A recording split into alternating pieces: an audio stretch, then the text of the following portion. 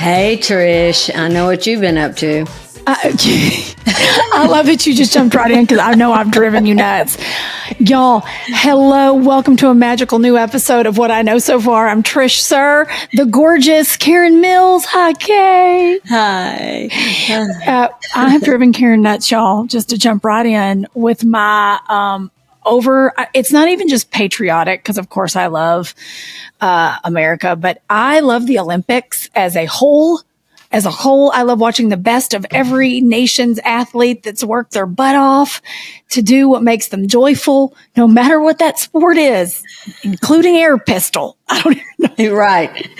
and no matter how badly someone is standing over you, making you, the training that, it takes a certainly tremendous discipline to work out what you have to do to become an Olympic athlete, but you also have to be able to take a lot of pushing from somebody else, and it's a lot mental and physical, man. We know that you tried out for the Olympics. Watching this now, and if you didn't hear the episode, it's last week's episode. Y'all just go back. It's one back. Karen tried out for the Olympic team. I have never on any level been Olympic worthy, so and nothing. But Kay, in watching it now, do you ever go, there'd been no way? I could have dealt with that level of, like you just said, like just coaching, that level of pressure. I could have dealt with that level of pressure. I could have. Yeah, I could have. I fell short, and that was one of the biggest disappointments in my life, just because the idea of representing your country was just such an incredible honor. So I really revere all these athletes and salute them. It's so cool. Karen gets it. I have been, if I'm not texting her or if she's not driving back from taking care of her little mama, I'm like, Kay, have you watched Kay? And she's like, no, honey, I've got so much going on. And I'm over here acting like I'm some correspondent for my neighborhood. Jason, I have zero authority watching these Olympics. We're eating them with tortilla chips and salsa, revering their skills and talking about how great they are. And then he and I both are like, tomorrow we're going to get our acts together. We're going to right the ship. We're not going. Last night we had skinny margaritas and tortilla chips. Honey, that's sounds like a good night to me. And cheered on them athletes. Yes. We were like, y'all are doing great. Pass me this also. So does this mean that Jace has pulled away from the Braves long enough to watch the Olympics? Well, okay, Karen, you love and know this like I do. Y'all, if you haven't listened to What I Know So Far, please, again, what we love talking about so much is what we love and know about life, and sports brings everybody together. Rate, subscribe, review, listen to us. It means a lot. But my husband, dear Jace Fincher, is from Rome, Georgia, and he is a nutty Georgia fan on all levels, every level of Georgia, and that includes the baseball team, the Braves. I am a Dodger fan, so it's tough in our house. But right now, there's a lot of injuries with the Braves. Yes. And it's like watching Bad News Bears. It's hurting us because I'm a huge Braves fan as well. And I was about to say, and Karen loves the Braves. So it's very difficult watching a team has all this potential, have all these injuries. And they're just, they're just trying to keep the cheese from sliding off the cracker over there. They are. And we're praying. I know we got pitching. We have so many injuries that we're not hitting. I mean, it's just, it's been a house of cards. Yeah. It's just been rough stuff. And look, our Dodgers aren't really, I say our Dodgers, I include everyone as a Dodger fan in Los Angeles. My Dodgers are not as good as they could be. They're doing good, but they're certainly not at the potential they should be at. So I understand. It's always right about now. Everybody gets a little tweaky after the All-Star game. Yes. Thank y'all for coming in for our sports debrief. And that is because we've been so knee-deep in Olympic excitement. Simone Biles wearing her goat necklace after winning the women's all-around, after leaving at 2021, taking care of her mental health. Everybody, Suni Lee, Jordan Childs, I want to squeeze the little necks and hug them so tight. The women's gymnastics team are bad mama jammas.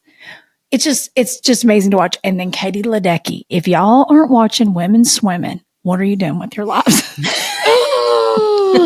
I mean, she is a machine. And then they put her training schedule the other day up, and she just said it casually, Karen, which just made me think about what you said about being an athlete. I think I could do it if you told me, okay, we're doing this and you're done in 4 years. But when you realize this is their actual career forever and this is what they do every single day, I don't know. And I'm sure they'd think the same of me and doing comedy and having to go do crazy shoots in the middle of the country, some people's country homes. They're probably like, that sounds mental. What are you doing? So fair enough. But Katie Ledecky gave her schedule and she's like, well, I get up at 5:30 in the morning and then I'm at the pool by 6. And then I do that from 6 to 8:30 or 9. And then I do weights for 2 hours. And then I have a little snack. And then maybe some lunch. And I take a little nap. And then I go right back to the pool from 2 to 4. I was like, what? And she's like, and then she does some strength training again. And then if she has to watch film, she watches film of herself to kind of watch how she was in the pool. And then she does whatever she wants from 6 to 8 p.m. and then does it all over again every single day. Well, and let me just clarify that when I said I could do it, I meant basketball. If I had to be at the pool at 5 o'clock in the morning, I would run out into traffic.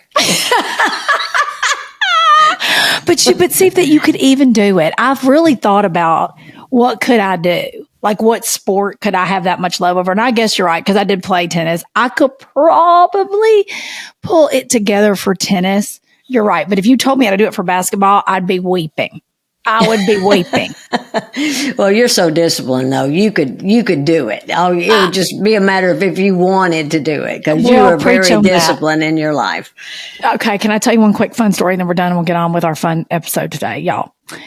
One of my dear friends, Summer Sanders, Olympian, she years ago had invited me to this event at the Olympics. at the Golden Globes, because NBC does the Golden Globes and they do all of NBC Sports does the Olympics every year. So she goes, will you go with me? I said, sure. So we're at the Golden Globes and I'm with all these elite Olympians. I mean, Bart Connor, Nadia Comaneci. I'm with Dan. Oh gosh, I just forgot his name. I'm an Olympic speed skater. I just spaced on his last name. Amazing. Bonnie Blair, like unbelievable Olympic champions. And Bonnie Blair turns to me, speed skater, amazing human being. She turns to me and says, what sport are you? What sport did you compete in? And I lied as fast as I could with the first sport I could think of that no one would know an athlete by name. And I'm standing right next to Summer and I said, rhythmic gymnastics. To Bonnie Blair, Olympian Bonnie Blair. And she goes, ow! And then she turns to Bart Connor and goes, Bart, did you meet Trish? She's a rhythmic gymnast. And he's like, so nice to meet you. What year did you go to the Olympics? He said, what year? I said, I love Barcelona. I just said, I love Barcelona. I didn't say I went to it was at Barcelona. I didn't say I was there. I didn't say I competed. And Summer had no idea I'm over there lying my butt off. I just thought it'd be something funny to say, and then I was going to say, girl, I'm kidding. But because I was small, and I was going to say, that's a testament to how good a shape you're in that you can pass for an Olympian. I mean, I'll take it. I don't have Summer. Summer has like pythons, but I was sitting there going, oh my gosh, I've now lied to some of my heroes, Olympic heroes. And to this day, if I'm ever in an event with Summer, I'm like, please don't let Bart Connor, who I think is an amazing gymnast, who is, I don't need to think it, he is, come up to me and go, hey girl, here's a future rhythmic gymnast. Would you like to give her some, advice? I'd like, go into comedy. Lie. I was mortified. I did pray on it, y'all, afterwards. I felt horrible about it. And I've never, ever told that story. By the way, Summer knows because I felt awful, but I've never told that story. So, tell the truth is important. Don't lie. But also, if you need to pick an obscure sport, air pistol might be good, or rhythmic gymnastics. Or now breakdancing. Good old breakdancing. Who knew that would be what it is? And then Karen just informed me, because I did not know. Well, we were both talking about it. I didn't know there was half-court basketball in the Olympics. How? You got full court. Why do we need half-court? Why do we need a 3-on-3? I'm not sure about that. Because if you're Olympian, you ought to be able to run the full court. I'm saying something about that. You've got to have the wind strength to make it the whole way. I know. I'm fascinated.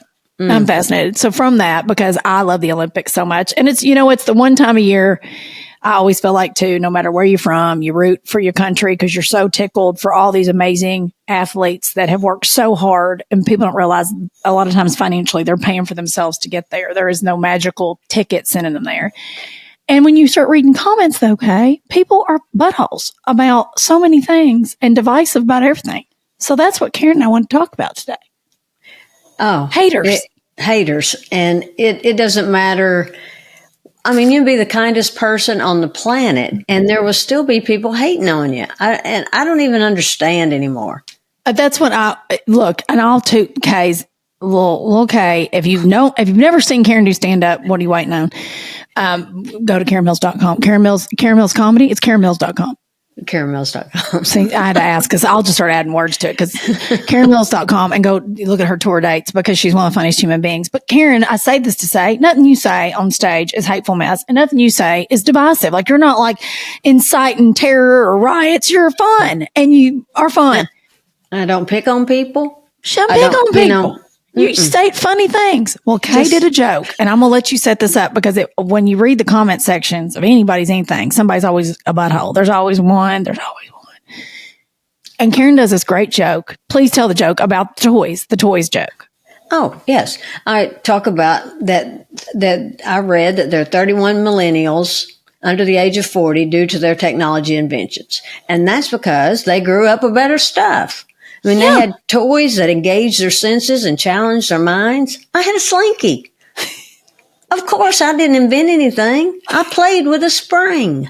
I love that joke. And then I go on to say if they had a question, they had Google. I had the magic 8-ball. I mean, what do you mean ask again later? I need to know now. But, so you can watch that anywhere on social media. It is a great bit. But of course, Sugar Bear. So you go on your comments and some butthole, and I'm going to say butthole, named Sugar Bear. Go ahead.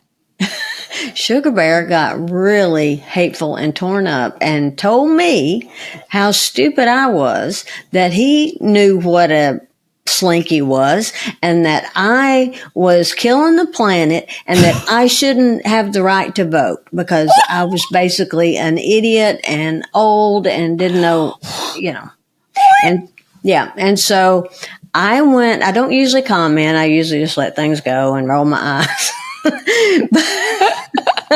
But I went on and I said, Sugar Bear, honey.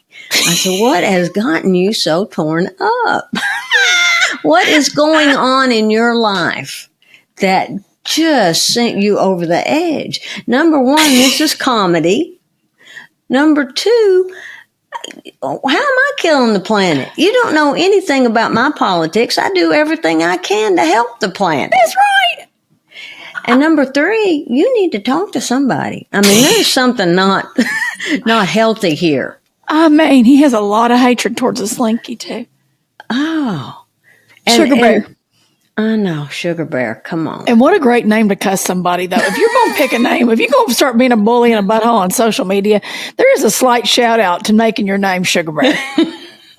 Like, I see what you did there. I kind of appreciate it, but you got to be ready for the clap back. Yeah.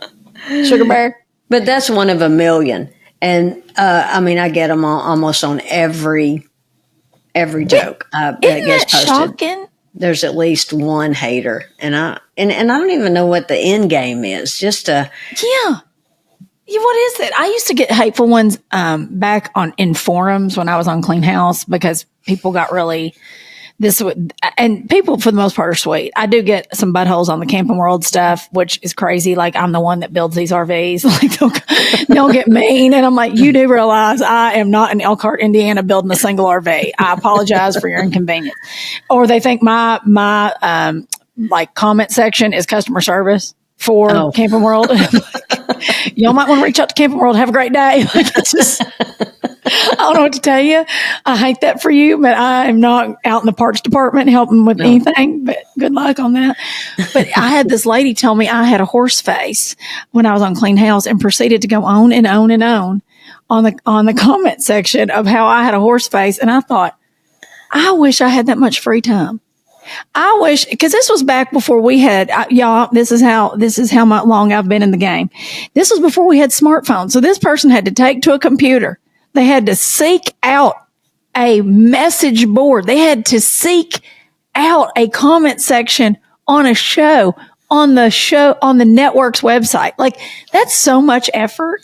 And then you had to find the specific episode and then go put in that you wanted to be in this message board. Well, the great news was so many people came after this person because I didn't even know what happens. Actually, I think Niecy was the one that was like, there's some hateful lady. And I thought, who's got that kind of time? Who's got that kind of time? And I'm so sorry. And you know what? I love horses. I'm from Kentucky. I think they're darling. And if you don't like my big old mouth with my crooked teeth, have a great day. Jesus sees you. Yeah, you've got to find a worse way to insult me than to compare me to a beautiful animal. Yeah, I'll take it. I'll take my horse. I was like, do you know how long I used mane and tail in high school? This is manifestation. I wanted that flowy mane. I was like, thank you, sis. And I thought the whole time that somebody had to go out of their way to be a butthole. Like, that's what I always find, hard. And then what's harder for me now, cause I always am not child free. I'm a stepmama. So I have bonus children who I love and adore, but I haven't birthed a human. So I'm a professional aunt, no kids. So I get asked a lot. I went to, and another thing about me, and I know you know this, Kate, I went to 5 high schools. So we moved all the time. And I was the new kid every year. So the new kid always gets picked on. They just do by proxy. It's what happens. The new kid is not usually well loved. And I had to deal with that a lot. So a lot of my friends will ask me to talk to their kids, how to deal with bullying because, you don't really listen to your parents. And I would give them my rules, of what I did.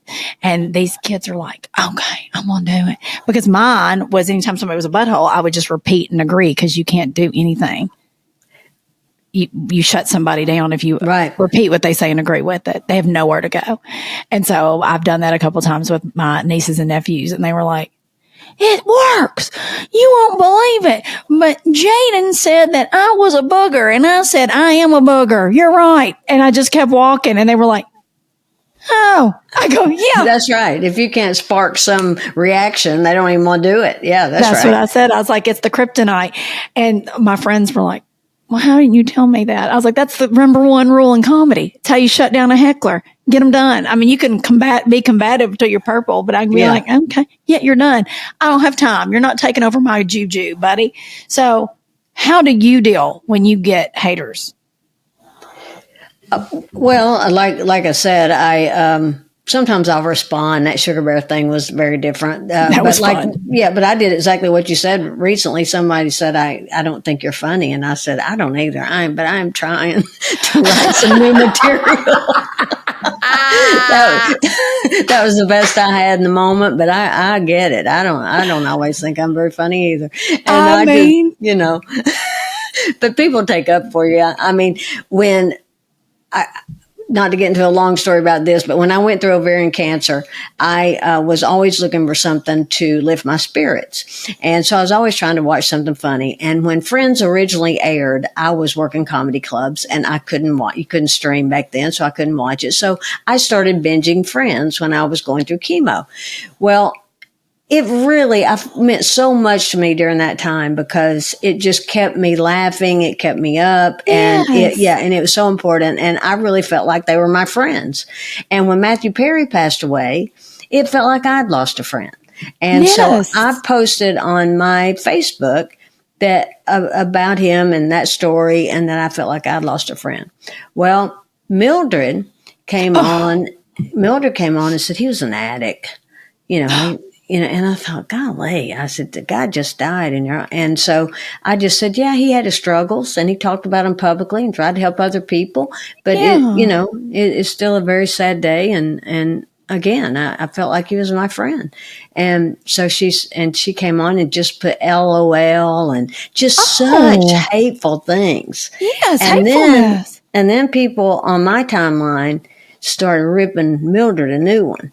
And on my timeline, I got this crazy fight going on between the Mildred comment section was on everybody. fire. It was comment section on fire. They were ripping Mildred a new one, and so I thought, I'm gonna go see what Mildred looks like. Why is she so hateful? Yeah. Why does she hate Matthew Perry so much? Yeah. So I clicked on Mildred's profile, and poor little Mildred.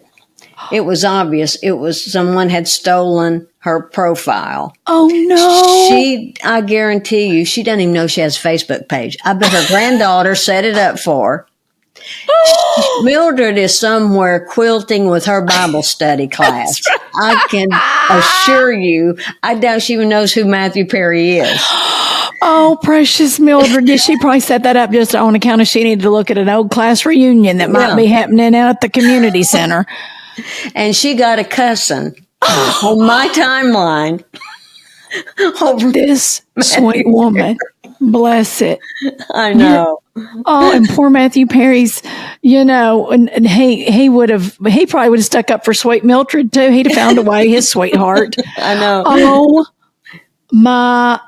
isn't that true? Sometimes you sit there and you realize if it's not a bot, which we all know that these random bots, but you think, you know what? Somebody's likeness could just be used right now, Well, there's so many people that will steal a likeness and just get on someone's page to stir the pot. Stir a pot, honey. Stir a pot. And there ain't no time for that because I do subscribe by the Michelle Obama. When they go low, you go high. I really do in life because I'm a Capricorn. We are a lot like attack dogs. We come at you first and then, ask questions later. I'm very much like a police dog. And then I'm like, Trish, that's probably not that's not the way to go. So I have to take deep breaths and go, girl, you need to think this through because you only get to respond one time. Like really, there's only one first response is how I feel. And so I've gotten really calm when things happen. Like I tend to try to be calmer. And if people try to send me crazy mess, there's no greater joy than I get than hitting the block button. Yeah. Oh yeah. I block people. I love a block. Yeah. When we were when I definitely was in high school, if I didn't like somebody, I used to cut their picture out of a photo. I'm like, we are not friends anymore. And I'd sit there with my little scissors and be like, cut her head out. And I'm like, really, it's the same kind of power of going, you know what? I don't need your energy in my life. I'm going to hit that block button. And it feels so good to just get weird energy out because that's the hard part. Social media is really great for connecting us all and bringing us joy and helping animals find homes and just all of us connecting. And then it's got the bad parts where you have buttholes, for lack of a better word, everybody that just want to do nothing but stir a dang pot. And whew. And I'm not confrontational anyway, and I don't really like people fighting on my timeline. No, your stuff is so fun. Who needs to fight? I know. I don't understand why people have to just be so unkind for no reason. It's exhausting. And I think some of it's attention. I think sometimes people maybe feel unseen in their life, and if they can put something on a timeline and get a reaction, then it makes them feel like they're engaged. But that's right. I just wish there was a more positive way. Right. You're like, what do you need? Because it's it's rarely about you. Whatever is being posted. That's right. We're saying these obviously, y'all, and I know y'all feel the same way because when you have social media, we all feel the same way because somebody's posting something on your page, even if it's something about, I don't even know, rescuing. There was that sweet police dog. Did I send that to you? Because I got everybody's butt up over it. There's a sweet police dog in Texas and his cage was rained in and there's all these floods and he was locked in his cage and all this went nuts. They got him out. It was a big to do, but I sent myself 5 different emails. Like I was over here working I lost my mind over it because it was a Malinois like I had. And so I was like, they need so much energy to get out. And so anyway, Karen and I, we're nutty dog people. We're all animals, but nutty dog people. Yeah. So anyway, there were these people going, there's kids that don't have food and you're worrying about these dogs. And I was like, okay. And yes, when I say y'all, I have to check myself because I'm like, you're exactly right. You're exactly right. Kids can speak. And if we all saw a child locked in a cage in pouring rain, we'd all have the same reaction. And the water was coming up, by the way. It was like the dog was in like hot water. So I say this to say it's rarely about any of us. All everybody wants to do is feel seen and be cared for. And if we all just gave each other that much grace to love and care for each other, I think we're all far more alike than we are different. So don't be butthole. And if you ask something nicely, or if you have a question nicely, we'd happily, I think, help each other find solutions. That's what I know to be true, instead of being like, you suck. What? Okay. Well, I did make a post about dogs being chained up and that kind of thing. And I mean, I went off on people, and someone said a similar comment to me on that, about there's kids that don't have what they need, and you're worried about dogs and all that. And I'm like, where's a kid? If you tell me where kids chained up, I'll go get them all. Same. Tell me where they are. I'll go rescue them. Same they here. Say, oh, you care about rescuing animals. No, it's not all I care about, but I do care about it. Same. And, you know, and I've had people say to me, how can you, like it's the fact that I care so much about animals, like that means I don't care about something else. Isn't that fascinating, Karen? I know. And I told someone recently, I said, you know, that aches my heart. And other people are advocates for other things. But I'm an advocate for animals, but I believe that God put in our heart, He put something in everyone's heart that makes it ache, so that everybody has someone advocating for. Beautifully said. That's exactly right. I couldn't agree more. No, I agree. I couldn't agree more. It's much like what your purpose is in life, right? Yeah. Like we just said, there's no part of me in this lifetime, if God never put in my heart, Trish, sir, you're going to be an Olympian. You're going to be an Olympic basketball player. Never, not one moment did that go in my heart. He never said, Trish, sir, you are going to be Celine Dion's like greatest competitor. You both will sing together. Never, not one time. Not one time did he tell me, girl, get on that thing. Never, not once. He put in my heart, spread joy, tell jokes, bring love to as many people as you can, and as much as you can do it, as often as you can do it, and bring people together. I'm always trying to put that puzzle together, because he didn't give me a full roadmap. I've been much easier if he'd done that. But I wasn't put in a place to do what Karen does exactly. Her heart is different than my heart, but we can all come together with the things that we were brought together to do. I know I just got super philosophical, but I've been reading a lot of personal development books lately, and there is a great one right now that's talking just about that. And I was like, that's so true. It's what we were put here for our purpose to do. And what's in my heart, in my little square corner of the world to help animals, doesn't mean it's going to infringe on anybody helping a baby child. No. And if you need me to come help dig a well, call me. I'll dig well for water for little baby children. I help with little kids where I'm from in Appalachia. Sure. You don't know what anybody's up to, so just give grace. That's right. That's right. And also put in my heart was to cuss people who don't take care of their animals. So, well, and that's in my heart too. And if you don't take care of children, I will say, be nice. Because can I tell y'all? I told the story the other day to a friend. We were on the phone because they were like, "You would be the best mama. I bet your stepkids love you." And I said, well, they do, thank God, but they've got great parents. I get to be the third parent, and I always call myself the bumper on the bowling alley. That's really what I am. I'm those little safety lanes that come up. So I let them do their thing. They've got two parents, but when they about to go sideways in a ditch, I'm like, soup, guards up. And I show up and I'm like, don't do that. Don't act new. Like I show up real, no filter, no, like I'm in it and I say it and they receive it because they know I love them. So it is the bonus of being a bonus mom. But I was telling a story the other day because they said, I bet you'd be great. And they said, why didn't you have kids of your own? And I said, well, number one, couldn't. So that's one. But two, there was a day that I was at Target. I was in my 30s and I watched this mama who had three little babies, toddlers. They were under 4, 3 kids under 4 getting into a minivan. And she had a brand new baby. Like the baby was so new, it had little tiny pink feet in a carrier. So that baby is probably, I don't know, let's just say 6 to 8 weeks. That baby was barely, if it was 2 months, I'd be shocked and awed, right? Maybe 2 months. And she's loading up them toddlers and she put her a latte on the roof of the minivan. And I was like watching her get in, and she's got that baby. She got the new baby out of the cart. And I had already put my stuff in. So I went over. I said, ma'am, can I take your buggy back? Sorry, Southern cart, the cart.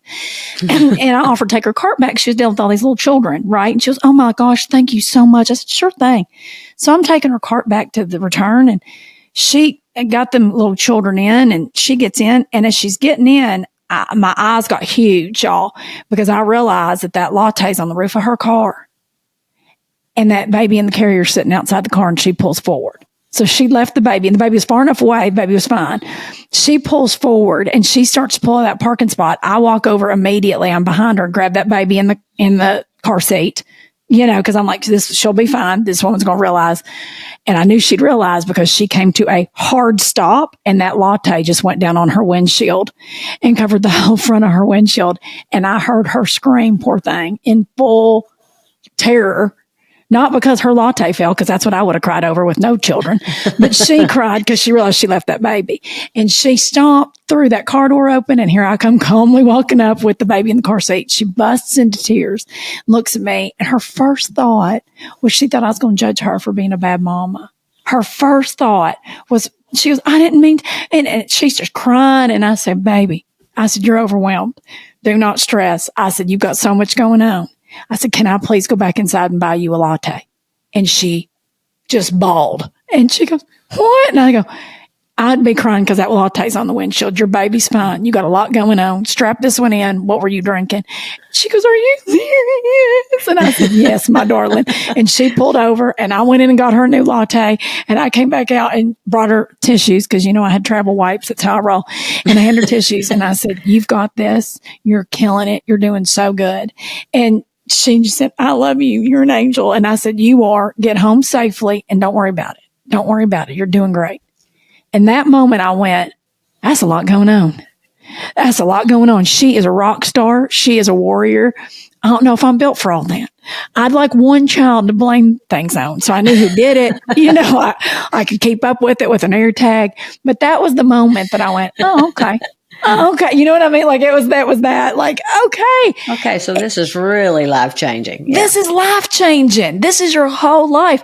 And that's what I mean. She was built for that. God called her to do that. She had those babies, and she's doing great. But God called me to be an emergency contact. I'm the girl that's not going to judge you. I'm going to help you. I'm going to be there for you. And if she asked me to sit in that car and she wanted to go back in Target, I'd done it. I'd be like, you need peaceful time in Target? I got you, girl. There's somebody for everybody. And that's how we tell haters to go stick it up their buddy buttholes. Yeah. So, and that's my long story. I've never told you that, Kay, but that's a true story. That's so sweet. And and that little small gesture meant the world to her, I know. Not just the fact that you didn't judge her, but the fact you went and got her latte. I mean, that meant the world to her. Probably hadn't had anybody help her. She did say that too, because she kept going, I just haven't had any help. When I was handing her the baby, she was like, I just haven't had help. And I went, honey, you're okay. And she was, I really would never leave my baby. And I thought, oh my gosh, she probably had so many people saying, you've got too much going on. And, and I thought, no, I don't know what your world's like. All I know is that you need a coffee right now more than ever. Yeah. And it just went on your windshield, and you paid good money for that. And these little kids are back there being peaceful because she was handing them out cake pops. I forgot that part of the story, but she's giving them cake pops. Like, what a good little mama, tending to everybody. And she just was so tired. And that's why I'm a professional emergency contact. People have got stuff going on, or if you've got something, you don't have to tell me the long part. Just tell me the short part. Last night, there was a little dog on the line, and Jace, my husband, texted to me during a commercial break at the Olympics and said, we've got to save Emmett. And I go, we've got 2 90-pound dogs on this sofa. What do you mean we've got to save Emmett? And he goes, hurry. And we sat on that phone and filled out foster applications because Jace Venture's like, we've got this big old yard and sweet babies. I was like, oh my gosh, we're about to become the house with all these dogs. And I said, we're going to need staff. But guess what? It was in my husband's heart. So if I have a third baby, we'll report back. Karen already does. Karen's got her new baby. How's BB doing? I've named her BB. Yeah, baby. That's what we call it, BB. Okay, good. Yeah. She is, her hair's filling out now. You know, she had lost so much hair. She was so malnourished. Her neck, she had no hair on her neck. She'd raise her neck up and look like E.T. Y'all, we told the story last episode, but they have a new baby. They thought they were just going to nurse back to health. But as Karen will say, go ahead and say it, Kay. You know your joke. Oh, well, I'm not sure I do. But once you breastfeed, once you bottle breastfeed. Once you breastfeed it, you can't give it away. That's right. It's a 24-hour rule around here. I mean, it's like if we find one, we got to get it somewhere quick because, And she's so precious. It's a little cat, y'all, who looks like what is it, Gizmo from the Gremlins. And it weighed a pound and a half. I mean, a pound and a half. She hit the life law. Is it a girl? I don't even know. We don't know yet. We don't know. The vet didn't know. It's too little to even tell yet. So he thinks we'll probably be able to tell in another week or so. But we can't even tell what fascinating about cats. I find that fascinating about cats. And Jax is obsessed. Does he love her? Okay, Karen's got a dog. I sent you those videos the other day of Jax. Uh-huh. He was chopping the Braves chop in the air. He does it with his little paws. It's the cutest thing. He does it at her all the time. Does he love her? Is he up in her nose hole? He's obsessed with her. I don't know if I'd call it love. Oh. It's more like who, what is this? I really think he thinks one of his toys came to life. Oh, he doesn't try to hurt her though. No. He doesn't try to hurt her. He just cries and chops at her. Oh, he doesn't know. He's like, who are you? I can't go to sleep tonight. God knows what else will come alive. I know. It's so funny. And it'll go up to Zoe and want to just like nudge her. And Zoe's just like, hey, kid, I've already birthed a few. I don't need you. I'm not want to be a mom again. I've done that. Done my time. Scoot on out of here. Honey, I'm in my empty nest years. Yeah. I'm not down for this. I've already gone through menopause and I'm done. Like, I've been there. I'm in my grandma years. So if somebody's coming to get you, fine. Just don't get near my food and we can live together. I mean, she's so protective of food. Zoe is. That's so, Zoe, how did I not know that? Well, you can look at her and tell it. I mean, she's such a little tater tot. Well, she just likes to relax though. She does like to relax. She's like, I have walked she didn't do her 10,000 steps. Hers are more like 1,000 steps and she good. Not even 1,000. She walks far enough to poop and then she looks up at me and wants me to pick her up. And I said, you don't want to get your steps in, do you? You don't care about your steps. Y'all, this is who we are. We are crazy animal people and we're here for it and welcome to it. Kay, is there anything else we need to let the folks know besides I will be watching the end of the Olympics and I'm sure I'll report back next week. Sorry, everybody.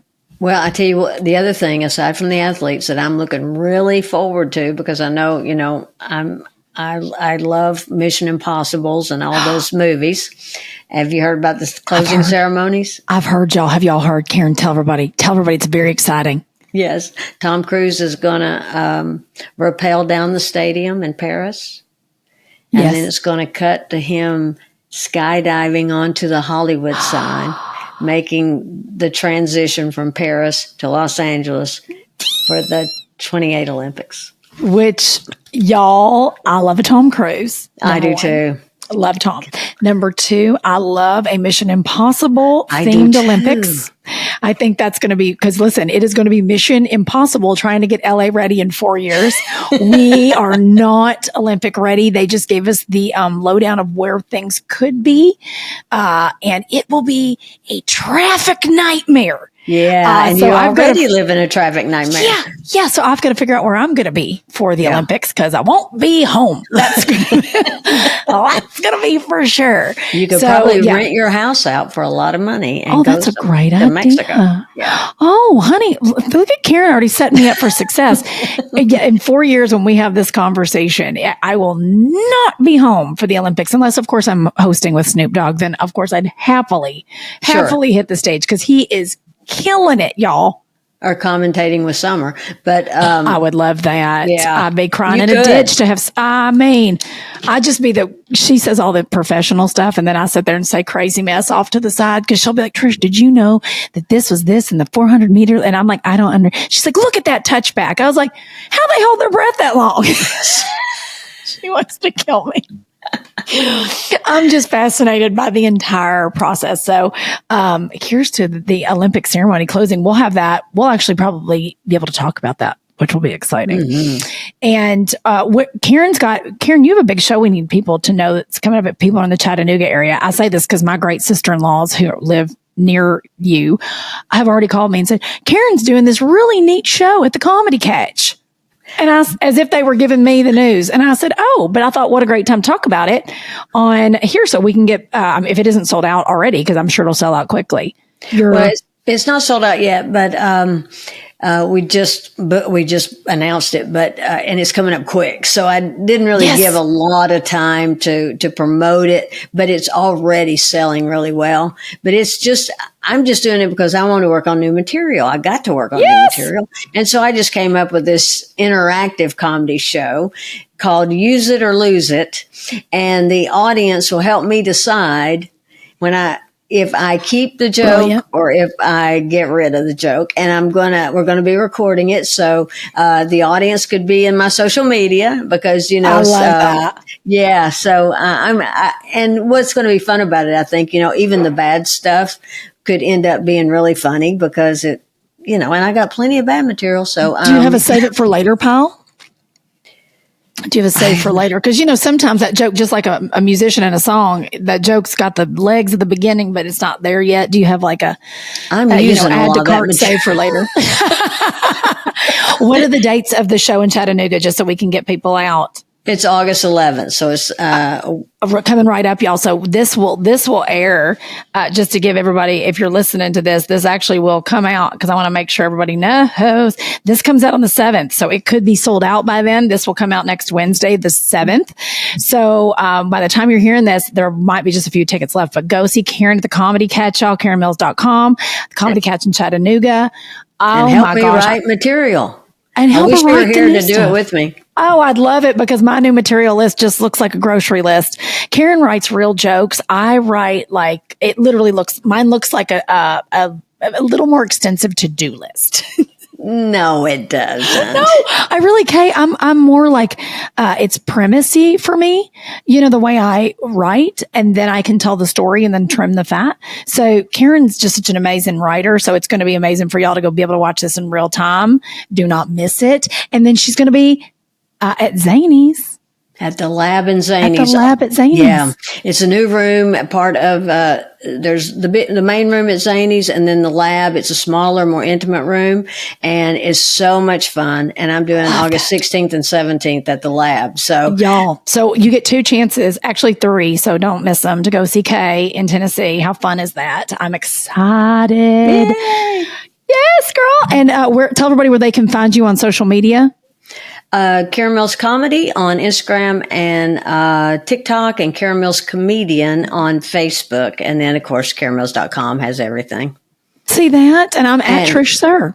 Everything. At TISHSUHR. That's what you get when you have a weird spelling to a name. I was just about to say, not a lot of Trish Sirs. As a matter of fact, I've met the 3 or 4 that do exist, and they're lovely. And by the way, fun fact, like a couple are from Singapore. Born and raised. Not all Trish Sirs look exactly like the Trish Sir you see before you, which is very interesting. And I find it fascinating. And it also shows you that just because we're all a little different doesn't mean we can't be just alike. And I love everything about that. And they spell it SUHR? SUHR. I know. Oh, wow. I know. I've been fascinated by it. I'm like, oh my gosh. Now there is a Trish. She's now married, but there was a Trish Sir on Facebook that lives in Virginia. And we looked like we were related. It was wild. And we're not even a little bit. Oh, wow. Isn't that crazy? She was a doll. That is crazy. I was like, what in goodness name? Because she found me. And I was like, girl, no, we're not. But you're a doll. And I thought, oh, we got to look Ken. It's very sweet. But I'm at Trish Sir at everything on Instagram, Facebook, TikTok, YouTube, which also means you can watch this episode on YouTube if you're not watching it there right now. And you can listen to it, of course, wherever you download podcasts. So rate, subscribe, review. Let us know who you want on as a guest.